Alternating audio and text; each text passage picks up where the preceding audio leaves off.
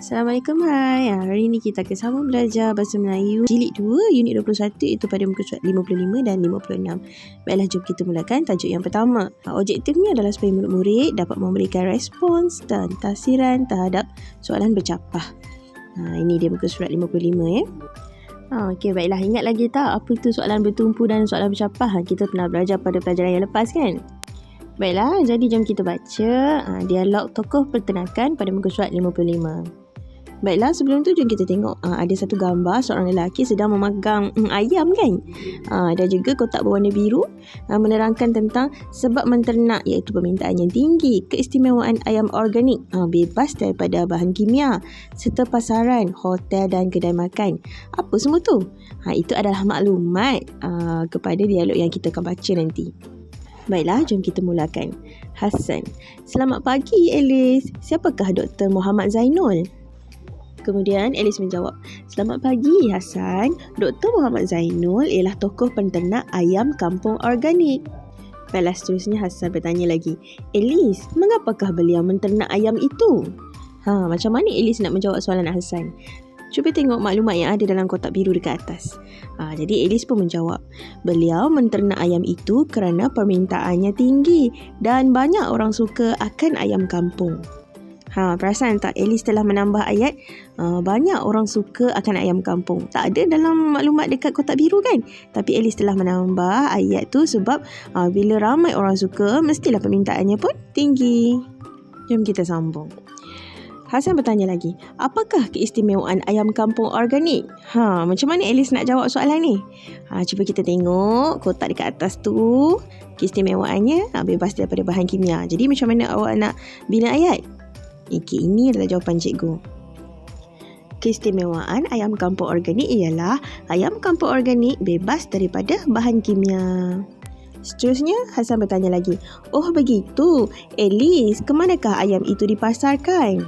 Jadi untuk Alice jawab soalan ni, cuba tengok dekat atas tu. Kat mana pasaran dia? Hotel dan kedai makan. Baiklah, ini adalah contoh jawapan cikgu.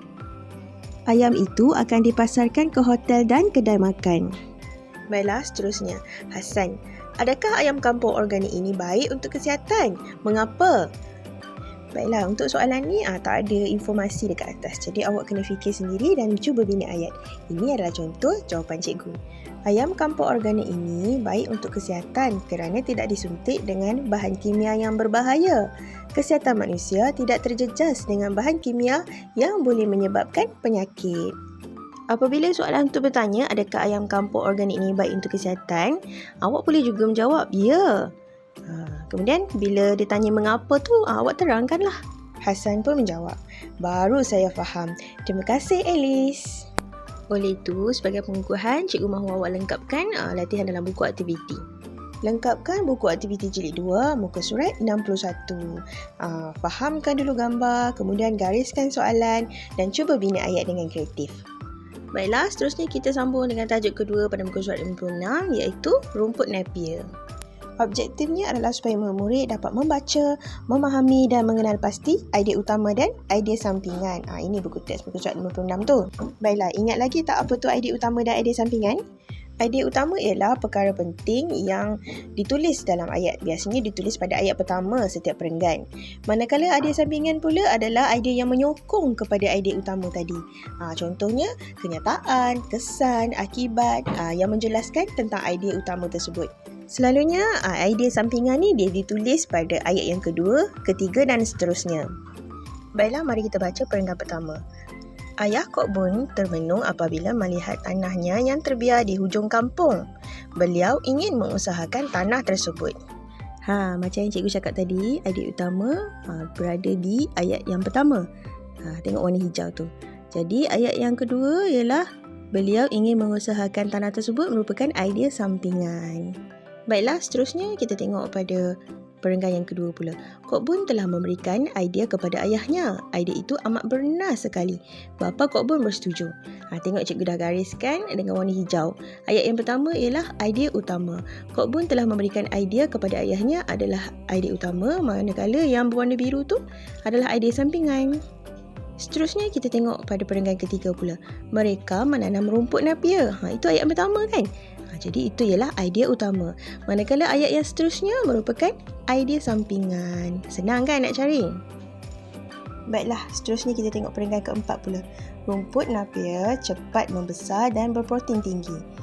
Iaitu adalah idea utama sebab yang macam cikgu cakap tadi, dia berada pada ayat yang pertama. Ayat yang kedua dan seterusnya seperti rumput ini boleh dituai selepas 30 hari ditanam. Keluarga Kak Bon menjual rumput ini kepada pelanggan. Mereka berjaya untuk menjual sebanyak 1,000 kg batang dan 3,000 kg daun rumput Napier setiap bulan. Pendapatan mereka mencecah sehingga 2,300 bulan. Ini semua adalah penjelasan dan huraian kepada idea utama tadi. Jadi ayat-ayat itu adalah idea sampingan. Baiklah, senang kan nak cari idea utama dan idea sampingan? Sama juga dengan peringkat kelima tu. Ayat yang pertama iaitu yang cikgu gariskan dengan berwarna hijau. Ayah Kok Bon telah mengajak penduduk kampung lain mengusahakan tanaman rumput Napier. Itu ialah idea utama. Manakala ayat seterusnya adalah idea sampingan. Baiklah, kita dah pun pelajari macam mana nak cari idea utama dan idea sampingan. Oleh itu, cikgu mahu awak melengkapkan buku aktiviti jilid 2 tu, muka surat 62 dan 63. Langkah yang sama macam kita buat tadi, baca petikan, kemudian gariskan idea utama iaitu pada ayat pertama kan, dan gariskan idea sampingan iaitu boleh dapat pada ayat kedua dan ayat yang seterusnya. Tulislah dengan kemas pada ruangan yang disediakan. Baiklah murid-murid, sampai sini saja pelajaran hari ini. Macam biasa, ada masalah hubungi cikgu. Terima kasih, selamat belajar.